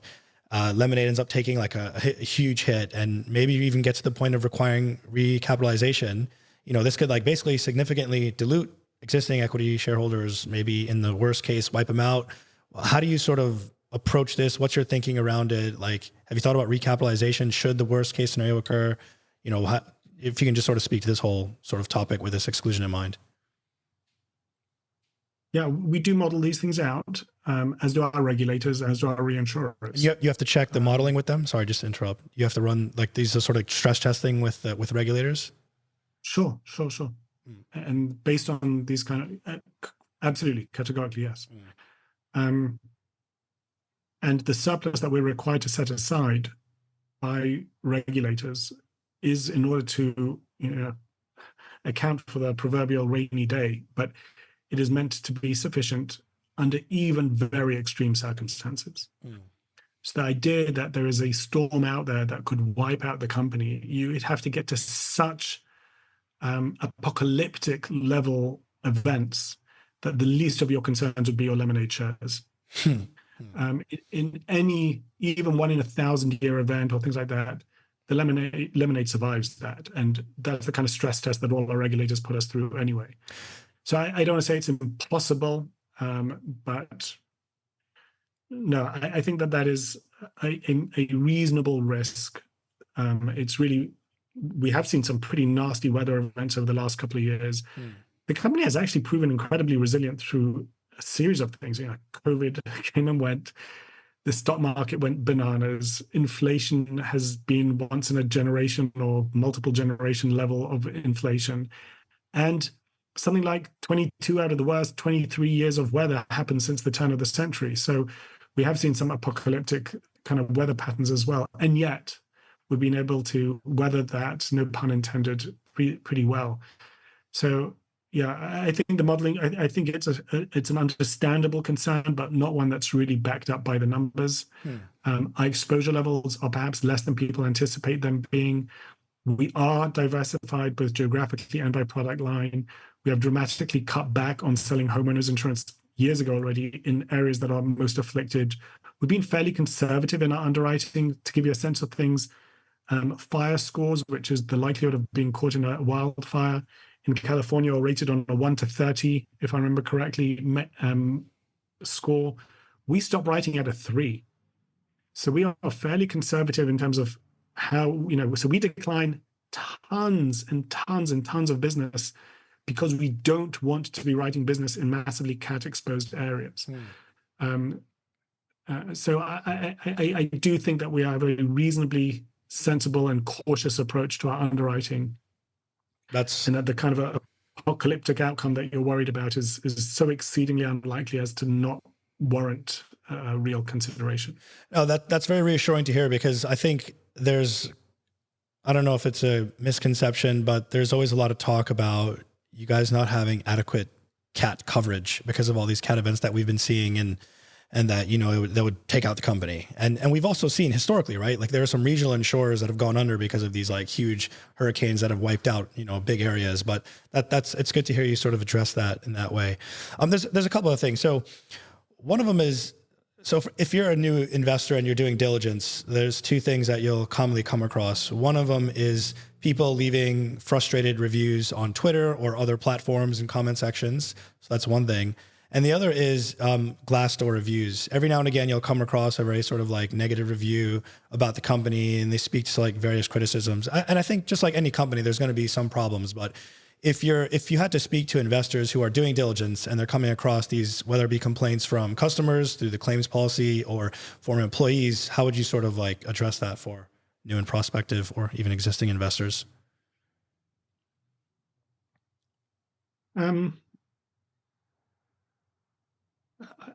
I think those are both perfectly reasonable questions to ask. I would ask them as well, so I respect the question. There is always a bit of a skew in these things. People who are disappointed, whether they're employees or whether they are customers, tend to be far more vocal than people who are not. And we try to invest quite heavily in getting quality data on both of those points. So you can see who goes to Twitter to mouth off, or who goes onto Glassdoor in an act of anger or at times even vengeance against a company. And these are not platforms where we can respond. We oftentimes know exactly which employee is doing this and why, and we know the fact that they were terminated for whatever reason and that they are lashing out, or oftentimes we have a lot of visibility, but we're not going to use those platforms to settle discussions with people who we feel weren't right fits for Lemonade and who took that badly. And the same is true on Twitter. We respect our customers' privacy, and the most we'll do is say, please DM us and let us deal with it, but we're not going to start exposing, oh, well, we actually think that this is a fraudulent claim, and this is why we think it's a fraudulent claim, and this is our evidence for how you are defrauding the company. That's not an argument that we're going to have on Twitter, of course. We do have a bunch of other ways in which we collect data that is, to us, much more telling. So we have anonymous surveys and feedback that we get from all of our employees on a regular basis, all the time. We have an app called Office Vibe that allows us to get nuanced, statistically significant, deep read of all of our employees and the level of sentiment, and we monitor that. We monitor retention rates, satisfaction rates. Employee satisfaction is something that we monitor no less closely than customer satisfaction. And we do take the pulse of our customers and their satisfaction at every point of the interaction, pretty much. So we will follow up and generate NPS measures for how the claim was handled and how the customer acquisition process went and everything else. And I have to say, overwhelmingly, we are enjoying very high levels of confidence and satisfaction from both of those cohorts, both from employees and from customers. So it is always frustrating when you see public expressions that fly in the face of what we believe to be actually reflective of the truth. But our hands are a little bit tied in the public domain. It does give me as CEO comfort that the data, the dashboards that I'm seeing on both of those very important constituencies are really very, very positive. It's good to hear you say that. Okay, so if I sort of zoom in on the customer side of things, actually, I think this definitely applies to employees as well. But the world is becoming more and more polarized. You've seen with recent events the backlash to October 7th events, and whichever side of it you fall. And there's obviously so much nuance there, but the things that we're seeing happening in like universities, I don't want to get too far into the politics of it, but as a company that looks to be this sort of like iconic brand that's trying to serve everyone, I know that you guys have said previously, like you want to stand for something. How do you sort of look at navigating this ever more polarizing world that we are finding ourselves in? Especially, I don't know if I'm misguided in saying this, but so to an extent, it feels like Lemonade has targeted, let's say, left-leaning customer constituencies. And now a lot of those left-leaning customer constituencies are, I don't know, let's just say they're expressing odd political opinions. And just as one example, if you sort of expand that out to the world, and you guys are looking to be this sort of like iconic brand that serves ultimately the world, right? I think that's what the vision is.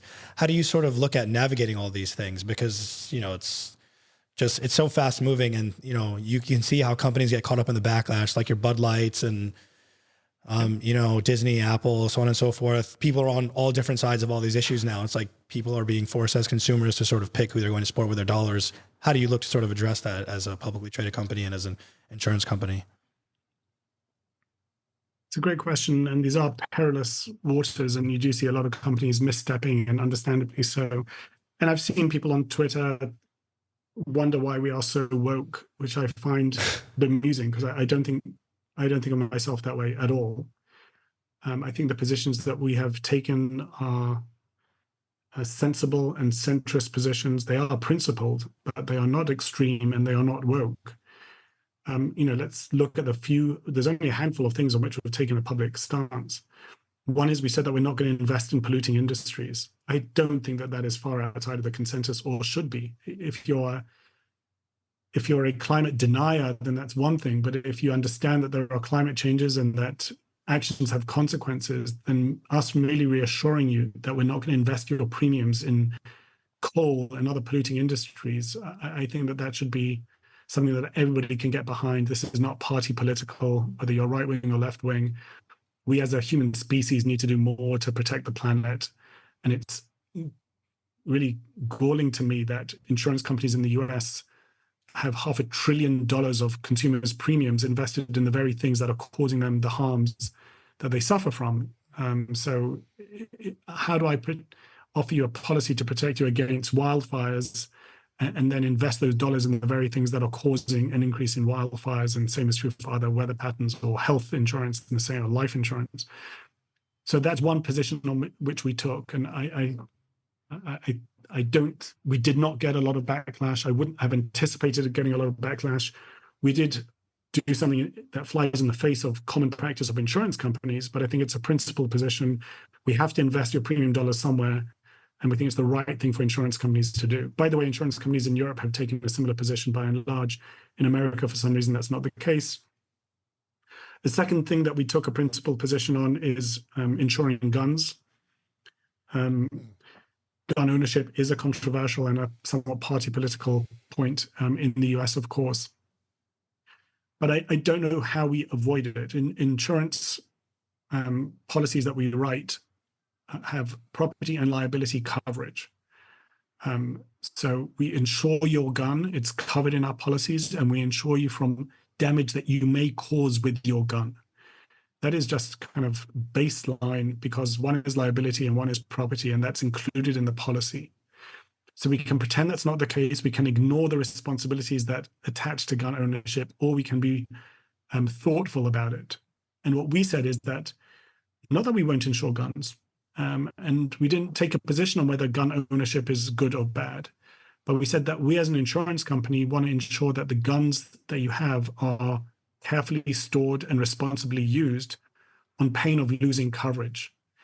If you are somebody who just thinks of a gun as a political prop and you just want to collect them or use them recklessly or keep them lying around the living room, and then the kid goes and has a tragedy with that, that's not the kind of risk that we want on our books, and that's the kind of behavior that we want to be supportive of. So again, I don't know that our policies, we could just ignore that dynamic, which is what everybody else in the industry has done. But as I say, I think that's a fairly sensible approach that we've taken. We do insure guns up to $2,500 worth of gun coverage in our policies. But we do say to people, you want to have a gun, store it responsibly, use it responsibly, and all is good. There are legitimate reasons for gun ownership. And if you're one of those responsible gun owners, we want to offer you a great policy. And if you're not, we don't. So those are two of the things that we've spoken about. A third, it's less about Lemonade, it's more about me personally, but apropos October 7th, I came out and said very, very clearly that I stand with Israel, and a town hall that I gave to the team that was not intended for broad publication, we ended up deciding to share that more broadly. I'm sure people understand, as somebody who has made Israel his home, who's served in the military, whose children are here, whose friends have kidnapped hostages in Gaza, whose other friends have buried their children over the course of the last few weeks. Staying silent in the face of that in order to avoid pissing anybody off is just an untenable position for me, simply untenable. And particularly in a time of moral confusion where people are saying all different kinds of things, I felt the need to speak freely about that and speak plainly. And again, I don't think the positions I took are woke, and they shouldn't be divisive, and people who find them abhorrent are welcome to go and seek their insurance elsewhere. So I guess, sorry, I rattled on a bit, but no, it's good. What I'm trying to impress upon you is that we're being thoughtful. We're not just being, there's a handful of times over the course of the last several years that we've spoken out about anything. Each of those times, if you read what we've written, I think you will find it to be sensible, cautiously written, and fairly centrist in its position. Definitely don't intend to turn off any legitimate mainstream parts of the population. Texas is one of our largest markets. We have more market share there than most other states in the union. Our Giveback charities include left of center charities, but they also include ones that support military veterans and others for whom that nobody would accuse of being party political on the left end of the spectrum. So we do try to be balanced and sensible. That's a good answer. I guess putting those things that we've talked about already aside, is there anything that makes you concerned about Lemonade's future? Does anything sort of keep you up at night, or are you feeling pretty good about the path that you guys are on, and that it's from here, sort of looking forward now that you're ready to sort of rev those growth engines back up? It's just a matter of sort of executing and sort of plowing ahead. At the moment, I tend to think of it as we need to let the machine keep doing what it's doing. It has to keep turning. I do not want to be dismissive of risks. I sleep well at night. There's nothing that I see that scares me. If we get whacked, it will be by something that I didn't see.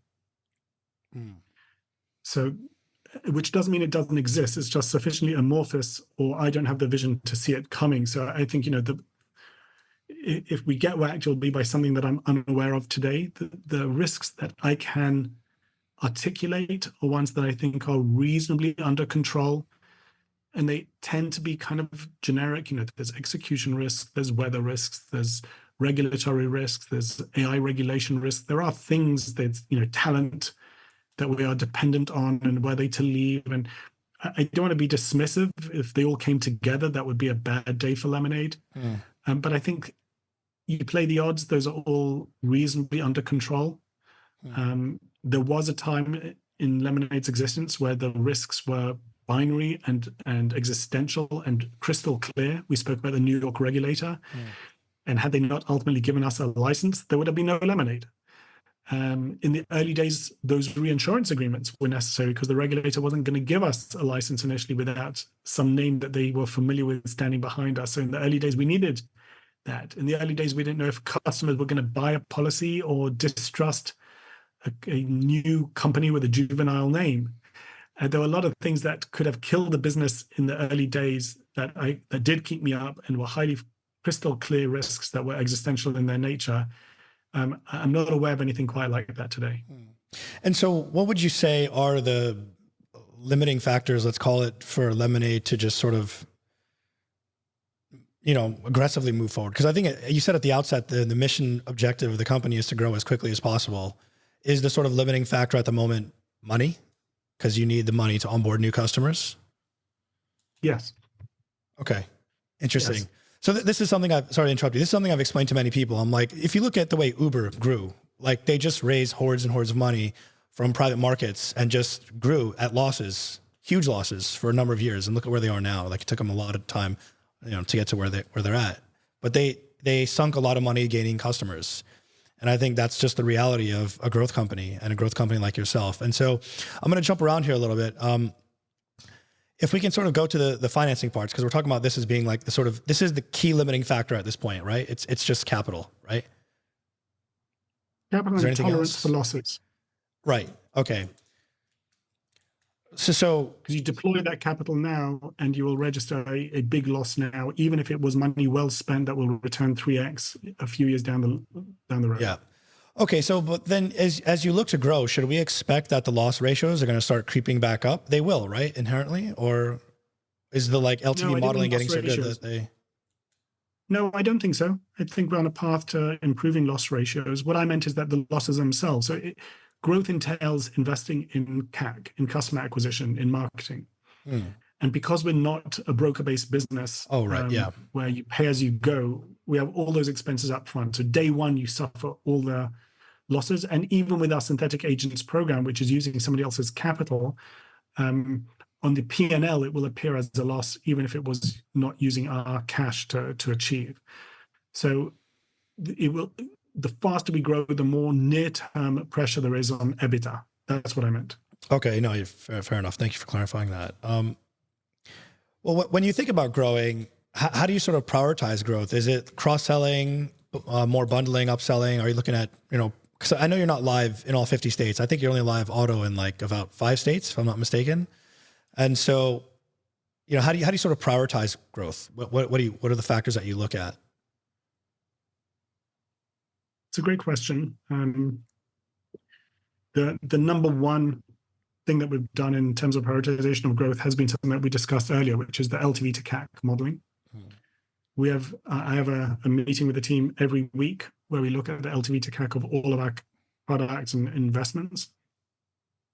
We do rely on our machine learning models that we discussed earlier, LTV 6, 7, now 8, and soon 9.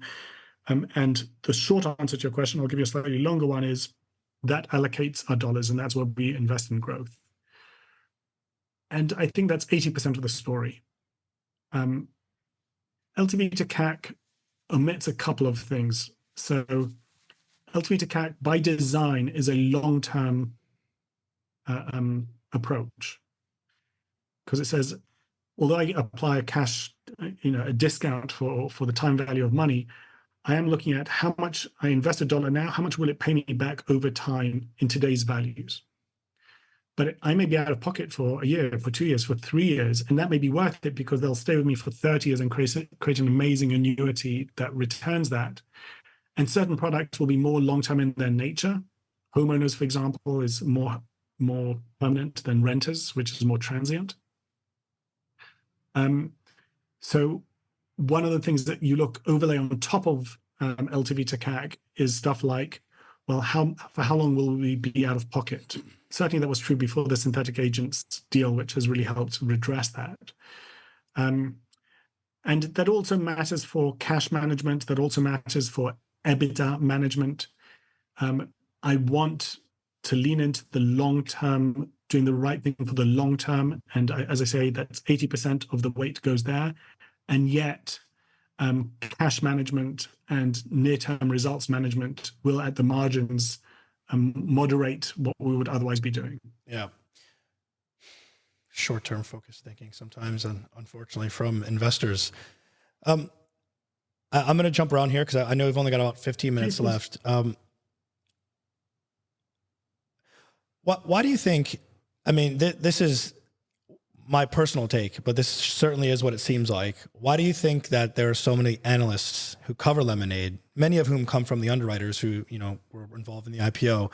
Why do you think there seems to be such a disconnect there? So I couldn't help but notice that on the last conference call, only 4 analysts joined that call of the 16 or 20 that cover it.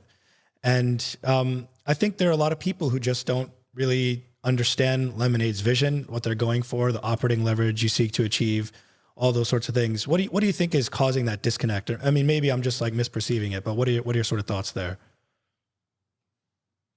I should start off by saying I don't know. I'll speculate for you, but I want to be careful because some of the questions that you ask, I know the answer to, and some I don't. Interesting. Okay. One of the reasons I don't know the answer is because it doesn't preoccupy me. I don't spend time on this. I haven't investigated it. It feels unimportant to me, and I don't mean, again, to sound dismissive. It's just I'm focused on managing the business, not managing what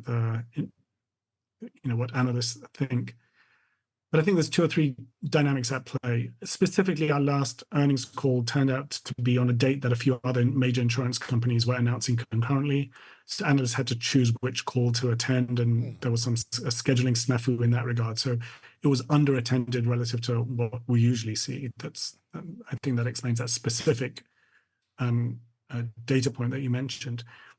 A second one is that there's been a shift in our coverage. So in the early days, we were covered predominantly by growth and tech analysts. And today we are covered predominantly by insurance analysts. And I think that lends them to be a bit skeptical, B, a bit unfamiliar with a lot of the things that we're trying to do and terms that we use and the way we're structuring our business. And that doesn't make them any less smart or invested in getting it right, but it does make them much more of a lean back. You kind of show me, prove it to me. I'll wait and see the results. And when I see it in the results, then I'll buy it kind of approach, which is a legitimate conservatism, but certainly doesn't accord with how we see the world, or by the sounds of things, how you do or some other investors do. I think a third thing is the collapse of our stock price has made us less interesting to a lot of institutional investors. So I think they are deprioritizing Lemonade, and our story is, I like to think, compelling, but also nuanced and deep, and it's not just a template. Oh, I know 10 other insurance companies. This is an 11th. It requires some effort, particularly if you come from the world of insurance. And I just don't know that they feel that at the current market dynamics, it's worth spending all that much time on Lemonade. As I say, I caveated all of this by saying I'm speculating, but that's what I would speculate. So you alluded to something that you wanted to say before. Well, can I sort of draw that out a little bit that you felt you couldn't say? What's that?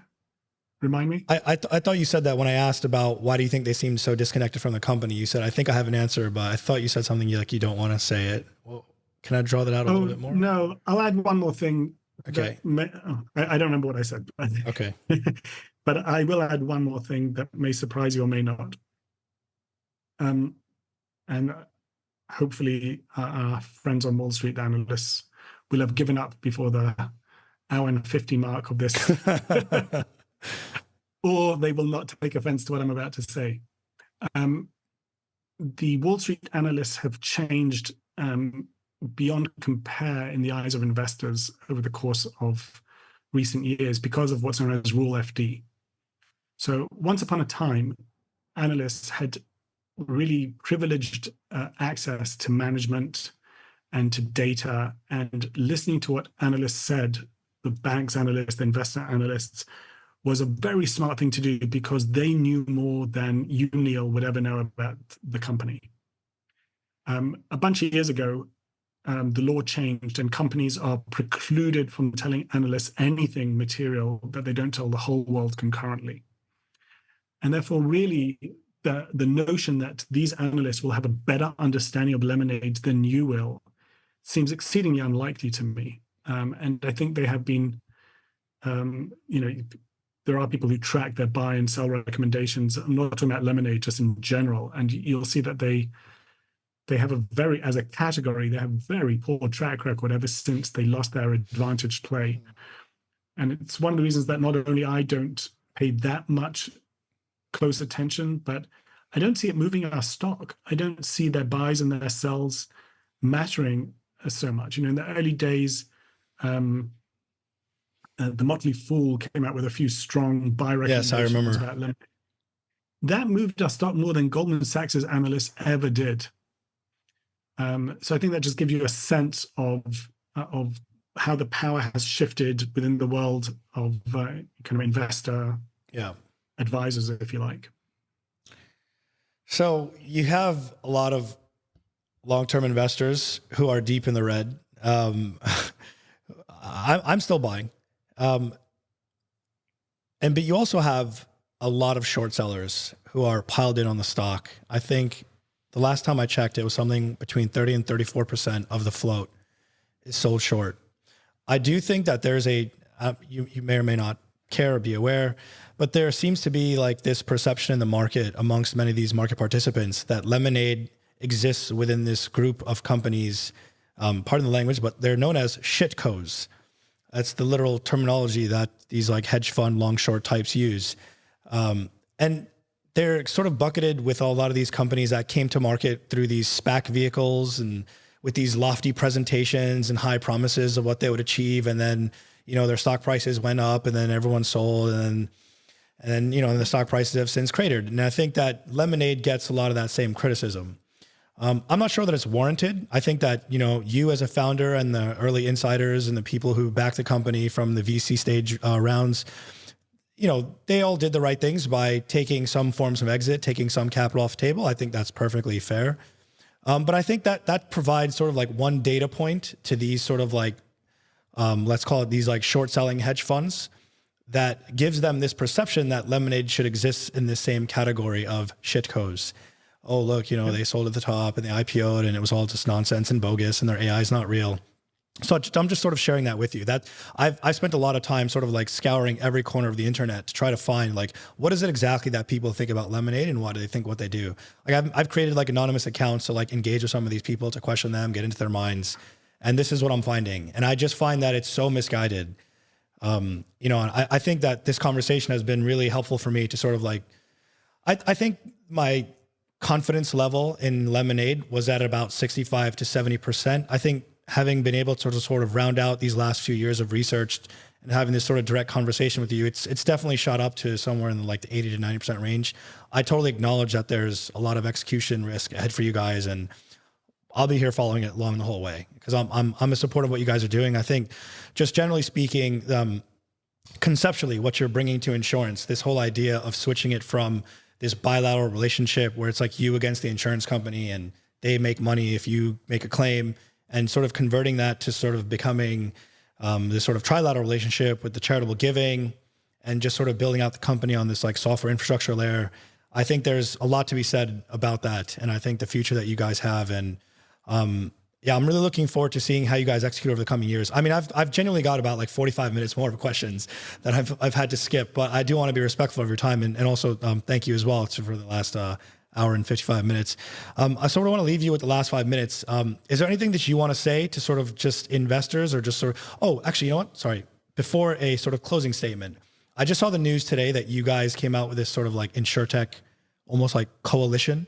Is the main priority for this thing just to sort of help move along like the regulators who are typically very slow? Is that what it's all about? Is there anything you want to say to that? Because I think that's like fresh off the hot off the press, right?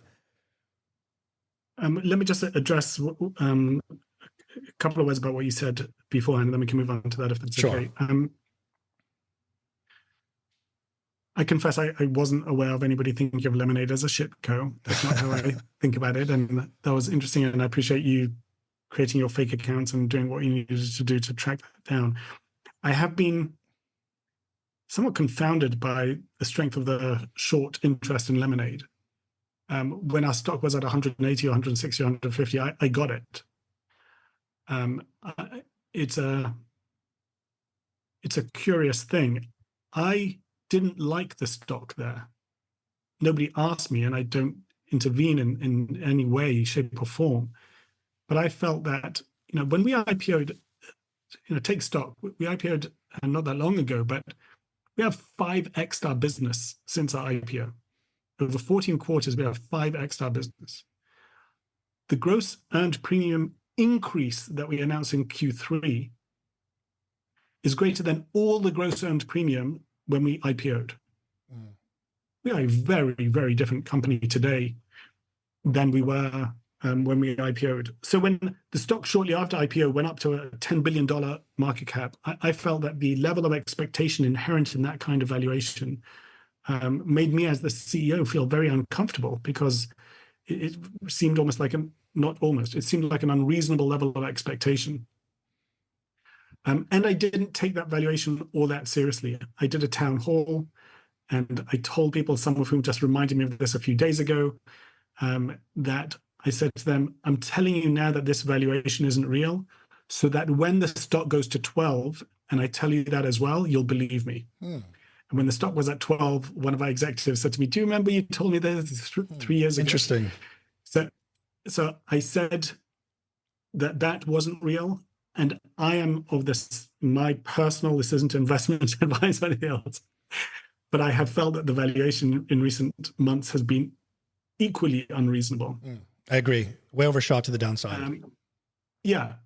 But when the storm is raging the way it is, people don't have the attention span to sit with me for 2 hours as you do, Neil, and do the hard work to really understand it. And therefore, we do get bundled up with other insurance companies or other IPOs that went high and then went low. And if they are managing a portfolio of 20 insurance companies like that, and they happen to get us wrong, that's not a big deal, because on average, they'll get it right, and that's okay, and we're the victims of that. On the other hand, I feel in a way that, again, a lot of people won't like, but the discomfort that I felt at $180, I have the opposite of that at $18. I feel I know exactly what to do at $18 and how to create value for my investors when we're at $18, and how to make this over the coming months, quarters, and years return to our investors. And I have to tell you, apropos those early VCs, etc. Yes, my family and I made good money after the IPO. But honestly, the most gratification I got, the psychic gratification, was on seeing people who committed to us and went with us from the early days and believed in us during the wilderness years, seeing them amply rewarded, seeing those early VCs make 100-fold return on their initial investment. And I say the same thing to you today. A lot of what I'm working for today and what motivates me is seeing people like yourself who are doing the hard work and understanding the business and trying to sift out, finding that needle in the haystack and saying, no, they're not like all those other companies, and here's why, and pointing, and there are people who are doing that hard work. That gives me a lot of motivation to try and work hard to ensure that that faith that I take personally is amply rewarded over time. Very appreciate that point of feedback. We've just come up on 10 o'clock here. I don't know if you've got another meeting to go to. I do. Okay. Well, in that case, Daniel, thank you so much for your time. There is one last question. Do you think I could get a chance to talk to Shy, or if not me, Paperbag, one of us? I know he's very camera shy, but I would love it if we can get him on. It doesn't even have to be on camera. I know he's camera shy. Maybe just an audio call or something for like an hour, just to sort of pick his brain, get some insights about his design philosophies, the tech. I know he loves to like focus on a lot of that stuff. I will convey that to him. I think it would be wonderful for you and for him and for everybody. He is such an outstanding person and thinker that I would love him to say yes. He's been reticent, but I'm sure some construct can be found that will make everybody feel comfortable. Wonderful. And with that, I guess we'll wrap up. Thank you very much, Daniel, for your time. It's been a wonderful 2 hours, and I'm sure we'll connect again on Twitter or some other sphere. Looking forward. Bye. Thanks again. Bye-bye.